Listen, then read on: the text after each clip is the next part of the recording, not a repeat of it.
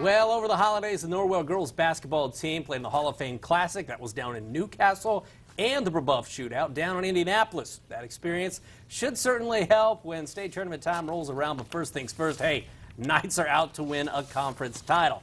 Knights, of course, ranked number 1 in 3A, 3-0 in the NHC, and they were playing at Carroll tonight. Jessica Rootbright doing what she does. She had 22 points, 28-12, Northrop in the second quarter. How about Hannah Smith for 3, and Northrop extending that lead. Cassie Kreider's Chargers would start to get things going here. Amy Pointer, nice bounce pass to Tara Plummer. She had a flush tonight, 13 points, 11 rebounds, but chink. Taylor Wilson with the 3 she had. That made it a 17-point lead by Norwell, and Norwell cruising, staying undefeated in conference, 85-44 the final tonight. East Noble coming in, the only other girls team undefeated in NAC play. Would that stay after a date with Homestead? Kaylee Walker hits the triple as Homestead had a comfortable lead, but East Noble making a run in the fourth thanks to Madison Cook. Hits the short jumper and then goes all the way to the hoop. She only had 4, but they were very important 4 points, but too much Homestead in this one is Hillary Cartman. Yeah, that's pretty cool. She hit a 3. Well played. Homestead wins 73-23. Heck yes, I want some cheesy groups. Moving to the ACAC, Leo ranked 11th in 3A Lions, led by Kiana Gary. She committed to the University of Akron last week. We're talking Leo. We're talking Woodland. That means we're talking Tia Lindsay. The nice drive to the basket, then Hannah Field. Here the second half, Kiana Gary, who else? Nice bucket down low. Lauren Ely for Woodland. Heck of a softball player, if I do recall.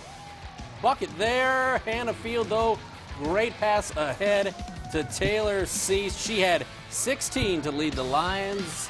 And Leo, a winner tonight, 54-39.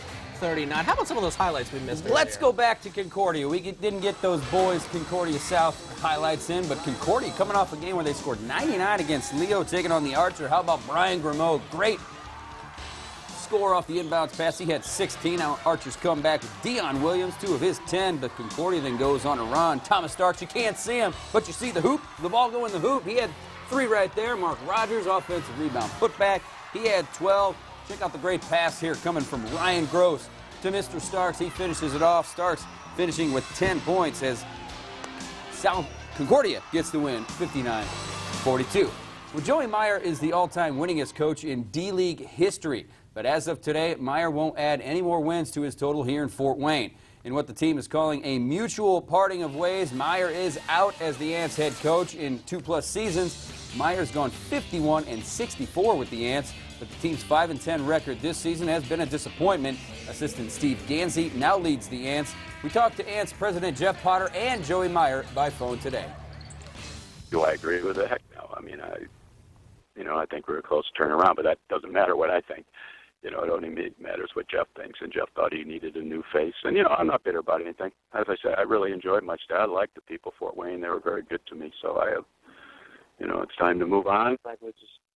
We're seeing the improvement we hope to see, and, while we're still relatively young in the season, we wanted to see if a new voice and a new direction went to help us.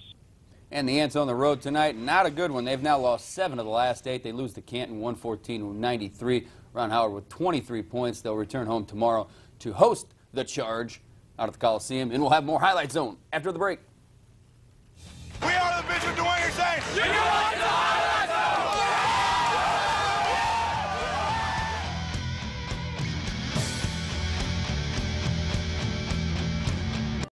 Zone. Personal service. Old-fashioned values. Blackburn and Green, attorneys for injured people, committed to be the best. I'm Oz. And I'm Sasha. And you're watching the Highlight Zone. Sometimes it's really easy for us to pick the Highlight Zone play of the week. Sometimes it's not so easy. Yeah, James Blackman Jr. going off. He had a no-look pass. He had 31 points, dropping in threes, doing all sorts of things. Jessica Rootbright had a great move, a spin and a score. She had 22, and she is going to Miami University. Got to pick one, though. The Harvard of the Midwest. Hey, but it's the Highlight Zone play of the week. We narrowed it down to 1. Why not? And for this one, we go back out to Snyder Bryson Scott. Watch the defense, the pick and the poke. He gets the foul. And I'll tell you what, a big night for the kid that's going to Purdue. Only a junior, remember. He had 24 as Northrop continues an amazing season. They're still undefeated in the SAC. Bryson Scott, your Highlight Zone play of the week.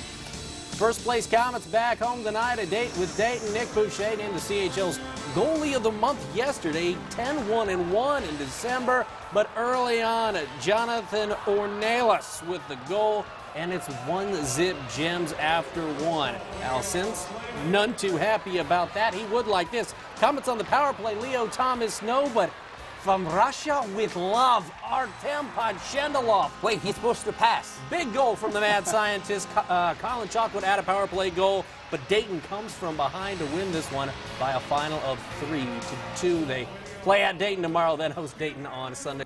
You can feel nothing but good for the guy because it's a great decision either way for him. I mean, like he said, to have a degree from Notre Dame, business degree, obviously great things are in store for him. I'm jealous because you got to go over to his house, and his dad, Greg, played at Purdue, played basketball at Purdue. They got the Purdue Old Mackey Arena floor in the basement. How cool was that? Very cool. It's something you don't get to see every day, that's for sure. So it was good talking to Tyler. He's got a good head on his shoulders. Very good decision. He certainly does. When you want to talk about NFL football, AFC wildcard game, perhaps the best one out there going to be on Wayne TV this coming Sunday at 4:30.